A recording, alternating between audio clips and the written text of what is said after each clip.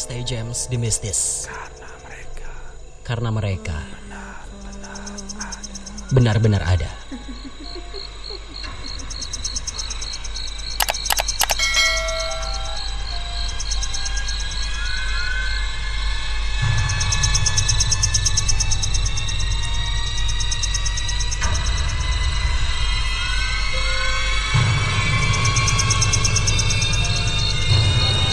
Dan kisah mistis malam ini akan berlanjut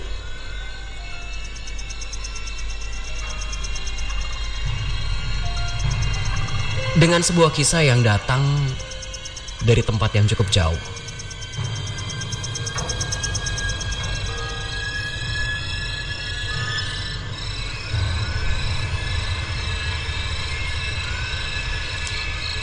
Salah seorang narasumber bercerita tentang pengalaman salah seorang kenalannya dari Malaysia. Dan peristiwa yang terjadi tidak hanya dia saksikan sendiri, tapi juga bersama orang tuanya. Sehingga kemudian kisah ini begitu membekas dalam dirinya. Peristiwa itu terjadi saat narasumber mungkin baru berusia 12 tahun. Sang ibu mendapat kabar dari keluarga bahwa salah seorang paman yang mengalami sakit parah kemungkinan tidak bisa bertahan lebih lama lagi. Maka segenap keluarga diminta berkumpul. Maka malam itu juga narasumber sekeluarga berangkat ke rumah sang paman. Saat itu waktu sudah menunjukkan pukul 9 malam.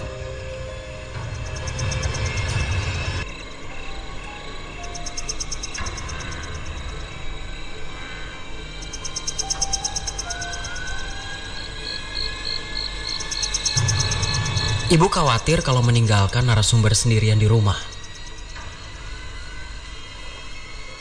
Itu sebabnya bertiga mereka berangkat menuju kampung tempat paman tinggal. Ayah memegang kemudi, ibu duduk di sampingnya, sementara narasumber di bangku belakang. Setelah melewati perjalanan cukup panjang, samar-samar di luar kegelapan, pemandangan yang berlarian ke arah belakang, narasumber melihat sebuah papan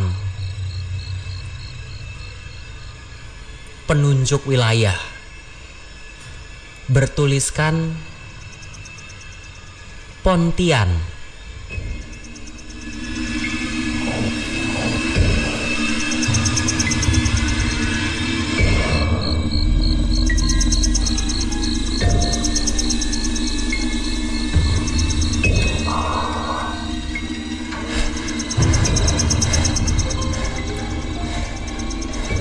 Sekedar info sahabat Pilar, di Malaysia, Singapura, sosok kuntilanak disebut dengan Pontianak. Ya, seperti ibu kota Kalimantan Barat, Pontianak, yang memang maknanya adalah kuntilanak.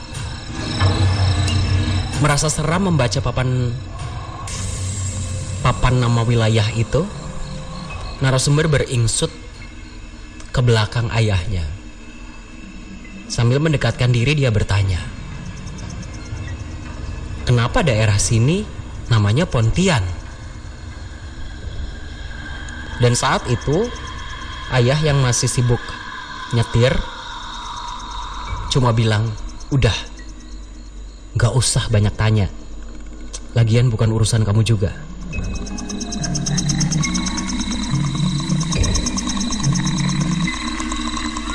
Pikiran narasumber yang kala itu masih kecil sudah cukup bisa menangkap bahwa ada yang tidak beres.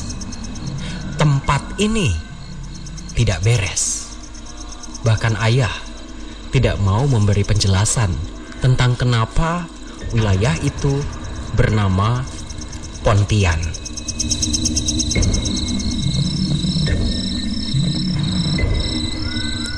Entah karena bawaan perasaannya, narasumber juga merasakan ayahnya mempercepat laju mobil. Saat itu, waktu sudah hampir tengah malam.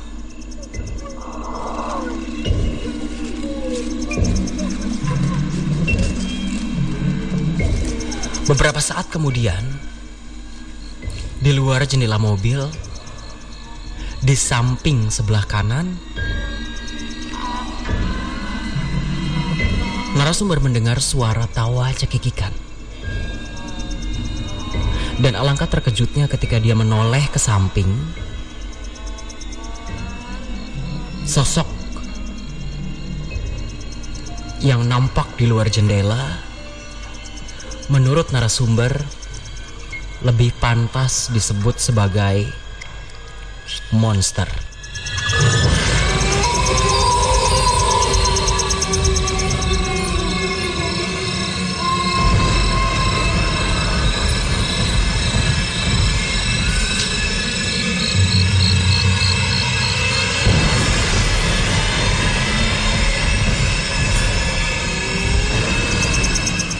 Narasumber menjelaskan sosok itu melayang tepat di samping mobil mereka yang melaju kencang. Setengah badan, hanya dari kepala sampai bagian perut. Tidak nampak ada kaki ke bawah. Wajahnya hanya berupa tulang belulang tengkorak. Dia melayang seperti memiliki kecepatan yang sama dengan laju mobil ayah. Narasumber terlalu syok, tidak mampu bersuara dan bergerak. Air matanya sudah mengalir. Makhluk itu berteriak keras, diiringi suara tawa cekikikan. Dan saat itulah, kedua orang tuanya juga menyadari kehadiran makhluk itu.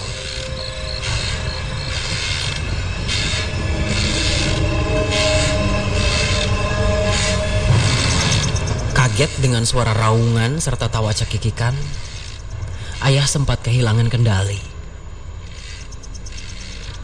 Beberapa puluh meter, mobil sempat bergerak zigzag. Tapi untungnya, kewaspadaan ayah berhasil membuat mobil kembali berada dalam kendalinya.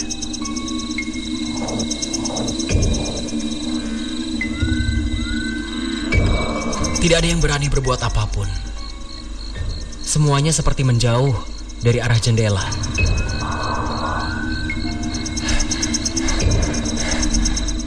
Dan yang narasumber ingat, sosok itu nampak melayang di luar jendela mobil, tapi seolah menempel, karena dia tidak tertinggal sama sekali.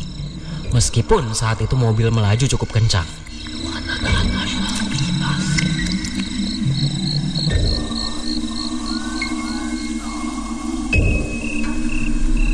Dan beberapa saat kemudian, terdengar suara ibu setengah berteriak.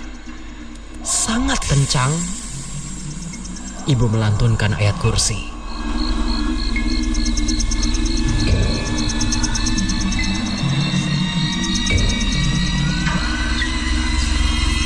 Sekali, dua kali, tiga kali.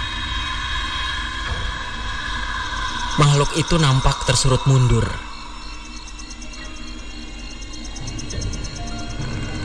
Dia seperti tidak lagi mengikuti laju mobil. Perlahan dia mundur, lalu melayang di belakang mobil, lalu lenyap di kegelapan. Tidak mengejar mobil mereka lagi.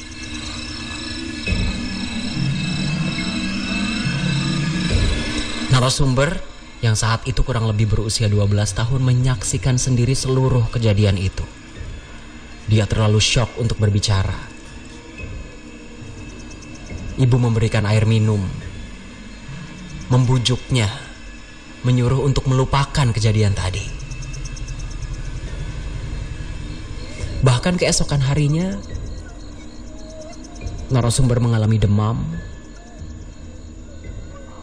tidak enak badan karena terlalu syok. Dan beberapa hari kemudian bersyukur sakitnya bisa sembuh.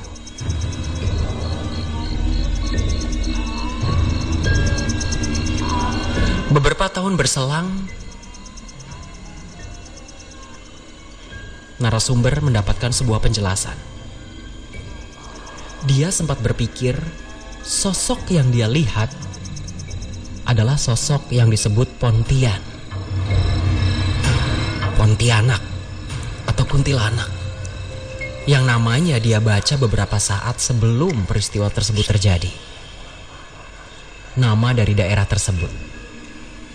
Tapi ternyata penjelasan sang ibu berbeda. Ibu mengatakan bahwa sosok itu yang disebut sebagai hantu bungkus atau pocong. Di daerah tersebut memang sering terlihat pocong. Hanya saja umumnya sosok itu biasanya tidak agresif, hanya menampakkan diri pada pengendara yang lewat.